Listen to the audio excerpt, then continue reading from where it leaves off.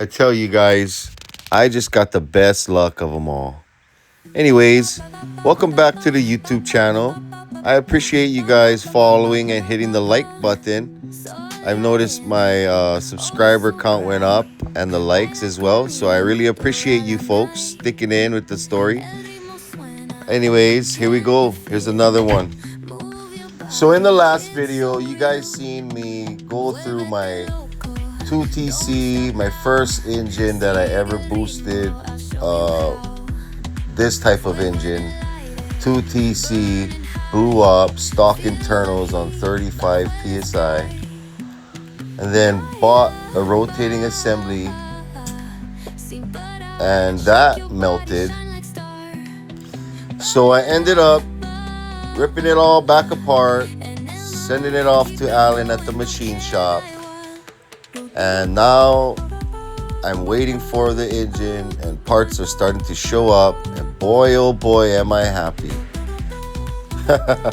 It's just so fun just watching me struggle getting that box open though, but that just goes to show how good of a packaging that these manufacturers they take really good care of their product when it's being shipped. So that's one big thing I'm really grateful for.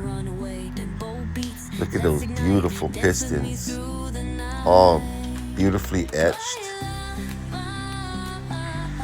Those were for my other engine, and we'll get to that on another story. But my engine started to show up, and I was happy. This is like Christmas every day at this point. They started showing up. Alan did his magic, and boy, he did a fantastic job. Look at that. Yeah, so up until this point, it's been nothing but disaster after disaster. But like I said from the beginning of the first video, everything happens for a reason. And I was soaking up all of the data that I needed for my arsenal, and I use it to this day because these engines do have a limit, and to me, knowing the limit of these engines gives you a little more edge. You know what I mean? Because in the current stock form configuration, where the head studs, could be bigger, you could put fire hoops in there. There's a whole bunch of things you could do to it, but I figured out how much power it could hold in this form. It's pretty cool. This engine is like 54 years old, but there's the engine ready, except for one piston. I was just taking my time getting it right because too much mishaps already. You can't afford to make another one. But it all just kept me busy, and I'm really grateful for that because I was in no condition to do anything else. So this kept me really busy and focused, and I really appreciated it. So come to find out, I love this stuff. Go figure. But the engine was ready to be stabbed in. Palms are swaying. Let's get down. Dame tu mano. Don't let go. There it is, dangling by a chain on a hoist that I got out of a marketplace ad. Somebody was selling it because their house got covered in lava, and that hoist was the survivor. Lucky me. There's my head studs all in. They were used from the other blocks. That first one, the 2TC, I just reused it, and I ended up cleaning everything up and just dropping everything right back in. I used copper spray on the head gasket, both sides,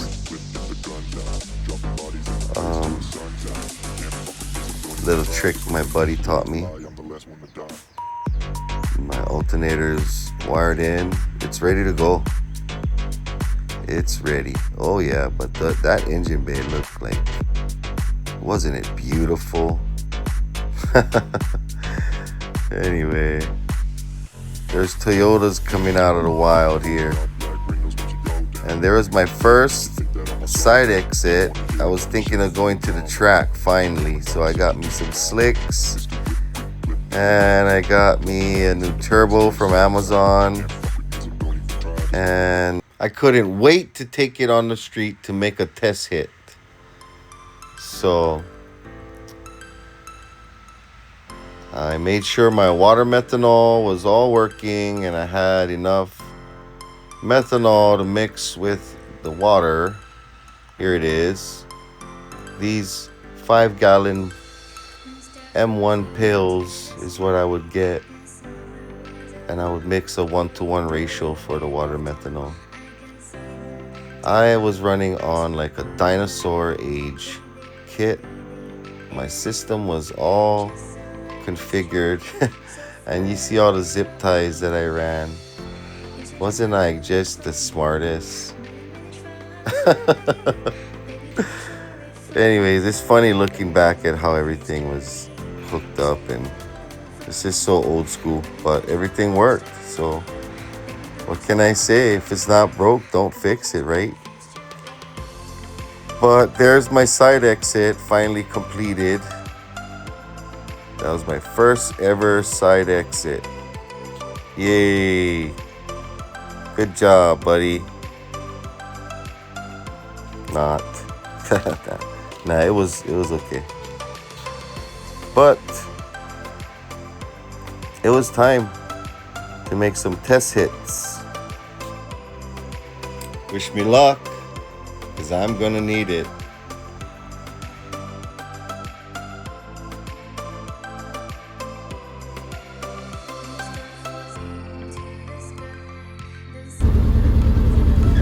Yeah, so this is the first test I made with the new transmission, the W58 from the Super Celica, and that new rotating assembly engine. So check it out.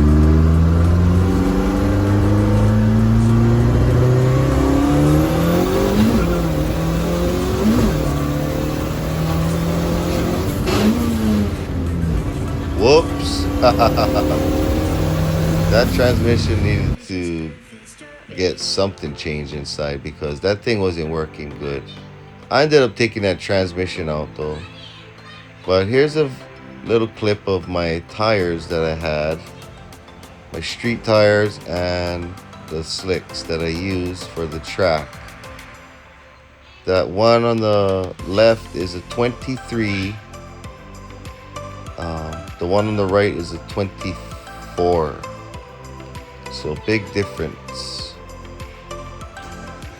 Now that I got the engine in and the transmission changed back out to the Tacoma one that I'm used to, I needed traction. So I opted for the taller tire and sold the smaller one to someone who needed it. I wish I kept those though.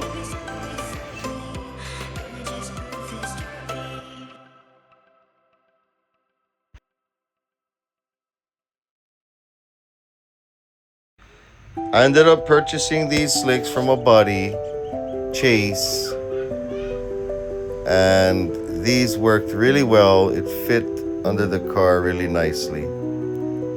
And I was ready to go to the drag strip and make my first ever test passes. But before that, I had to make sure that I had the safety gear, the roll cage, and 5-point harnesses. Fire extinguisher was a must. So I reached out to my buddy Keelan Chang, and he came over and installed that cage like it was nobody's business. And I was ready to go. Hey guys, stay tuned for the next episode when Trixie hits the racetrack for the first time ever. But if you're still here, I really appreciate you. Don't forget to hit the like button, subscribe to this channel, and share it with your friends. Until next time, I'll see you on the next one. Lights went down when you feel lost in your shadow.